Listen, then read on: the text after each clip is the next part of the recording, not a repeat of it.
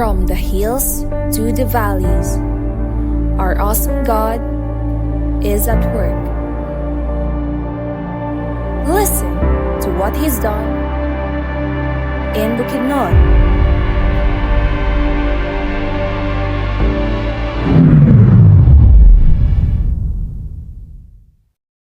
Niadtong December 8, 2024, ibanggaan ng among gisakyan nga rela sa usa ka hubong nga driver sa motor.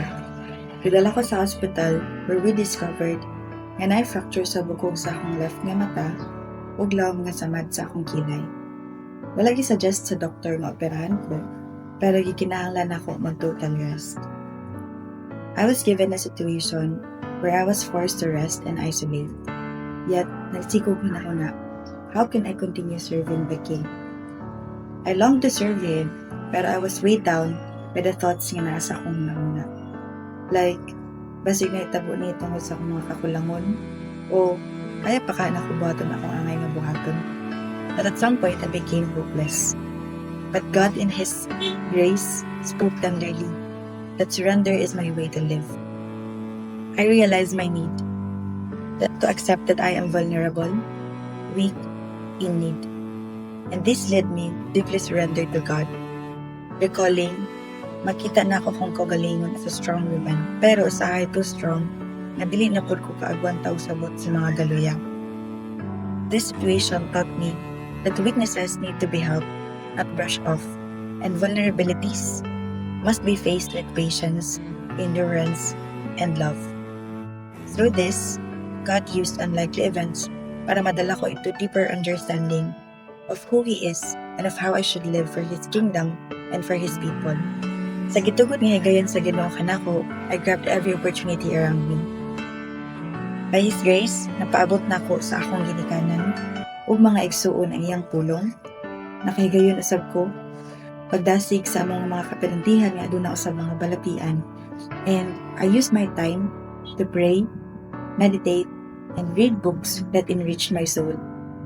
I give God all glory, honor, and thanksgiving, for He holds wisdom and understanding no one can fully fathom.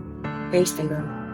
Na-diagnose ko nga naay breast cancer, stage 3 last June 2025. Broken yet thankful for I was graced to have this opportunity na ma-strengthen akong faith and love relationship sa atong Bubinos. Broken? Yes. Pagkabalo na ako sa resulta sa akong biopsy, naghilaka ko. I felt so uncertain and insecure if I will undergo treatment like chemo and surgery. Dili ko ready o daghan ko concerns na ginahuna-una na along the way, na-identify na ako na kini mga bakak sa kaaway o dili nigikan sa Ginoo. Una, sa financial aspects. Mo nang dugay ko nagpa-check up kay ginahuna-una kay nako ang posible na gasto sa kwarta. Pero gi-remind ko sa God sa Hebrews 13 not to love money and to be content of what I have. Ug dili ko niya pasagdan. Kaduha, nag-uul ko para sa akong mama. Senior citizen na pero siya pa ang unay nga ga-atiman sa ako. Dili ko ganahan sa feeling nga mahimong pabigat sa mga tao sa akong palibot. Ang family, sa ministry, feeling ako wala na ko'y pulo. So, guban pang mga self-pity talks. Pero the Lord comforted and gave me peace na dili mag-focus sa mga kalibutanon ng kasaba o bangka, but musalig lang sa kalinaw na ginahatag sa ito sa iyong pulong sa John 14:27. Katulo, maluyan kayo ko maguna-una that time sa mga possible na mawala sa ako o sa mga posibleng na pain na pwede na ako i-go through.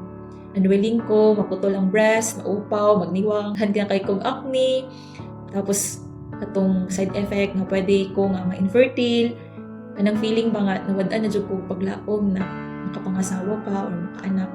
Pero ipaamgo ako sa Diyos sa iyang pulong sa Hebrews 11. Kanina mga panghuna-una is indeed a form of unbelief na wala nakapalipay sa Diyos. Kalot o na-reveal jud ang status sa akong heart na doon na pa'y unbelief.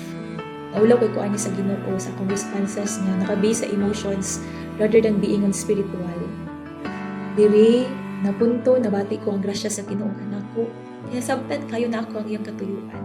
In order to remind me that I am loved, He allowed me to experience the necessity of brokenness, to teach me not to rely on temporary things like money, outside beauty, and approval of men, but to completely understand and realize that the real satisfaction can only be found in Jesus alone.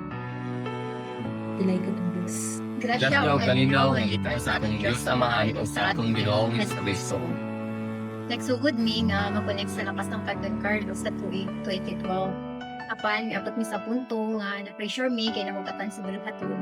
Labi na sa disciple making, nga kinahanglan yun na umumahon ng mga tao pakanton sila kanunay sa mga pulong ni Kristo.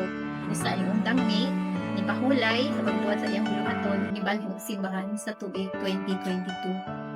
Apan sa among pagundang, instead na makapahulay na kami, ug ang among mga panimuha sa kinabuhi na lamang ang among priority na sinati namo nga murang walay katagbawan o walay tinuod nga kalipay.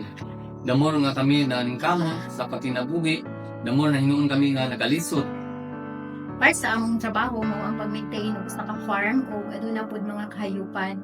Isa na niini ang mga karnero nga among giatiman.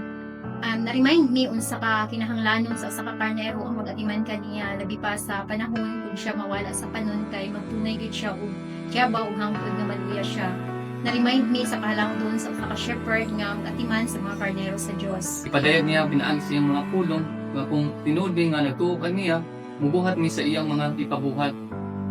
Nahihigayon nga nanita og venue para sa day prayer and fasting nga kaigsunan sa Lakasangkan o nauna-hunaan nila nga sa farm nga ang gitrabahoan himuon. Dito nakita namo ang mga pamaagi sa Dios nga makabalik ni. Salamat sa Ginoo sa kinabuhi sa among mga leaders ug sa mga kaigsuonan nga walay undang sa pag-ampo pagdasig kanamo aron mabalik ang kainit sa among pag-alagad kaniya. Habit na tuig nga kami nakabalik sa ministry o sa pagpanerbisyo sa Diyos iti part sa local evangelism team sa barangay Tanicolas. I-remind ni sa Ginoo nga ang tinuod nga kinabuhi maugyod ang pagbuhat sa iyang pabubuton na maghimo gyud og mga disciples. Ang tinuod nga kalipay ug ang tinuod nga pangulay anaa ra gyud kaniya. Sa Dios ang tanan, dungog ug himaya. Grasya o kalinaw ni ang Kristo nga atong Ginoo ug manluluwas. Kami ang Pilya sa Couple from Bukidnon Outreach. Samtang kami nagapadayon sa nasugdan nga house fellowship sa Barangay Bagong Taas, ang among mga pagtuo na sulayan sa diyang nadisgasya si PB ug ang mga follow-ups kining desisyon nga mobalik sa daang tapo. Niabot ang mga bulan nga kami na lang ang nabilin sa among outreach.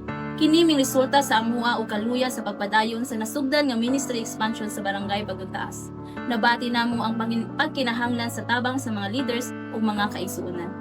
Nisangko sa among mga hunahuna nga mubiyan na lang sa ministry o mubalik sa laing pudlo. Apan sa grasya sa Dios, gigayaan kami niya sa iyang mga pulong sa unang Pedro 1:3 paingon sa 9. Kini resulta kanamo sa paghinulsol ug kami ning desisyon nga hawiran ang iyang mga saan. Gipahinumdom sa Dios kanamo ang among mga pangamuyo kaniadto. Balikan ang mga follow-ups Ug i-reach out ang among immediate families. Sa walay paglangay, ang Dios mitubag sa among mga pag-ampo. Si Papa Cesar ug among mga igsoon na encourage mo simba balik o misugot nga magpahigayon og Bible study sa balay. Sa grasya sa Dios, nagabalik usab kami og bisita sa among mga follow-ups kaniadto ug samtangang nagapadayon sila sa ilang pagtuo. Kami usab humble down sa Ginoo, pinaagi sa open communication sa among leaders o mga kaigsuonan. Ug kami natabangan ug na-encourage nga magpadayon. Kini ang mga pagsulay ug pagkadismaya nagpainumdom sa among personal commitment diya sa buhing Dios ug sa Great Commission. Kami mapasalamaton sa kamaayo o pagkamadrig-anon sa Dios. Naghatag kini kanamo og paglaom nga dili matarok o panalundon nga dili madunod, dili mahugaw ug dili mahanaw. Sa dakong grasya ug gugma sa Dios, kami makapadayon, magpabilin ug mamunga diha kaniya. Dalaygon ang Dios. Lami Bukidnon stories declare it. Our songs will echo it.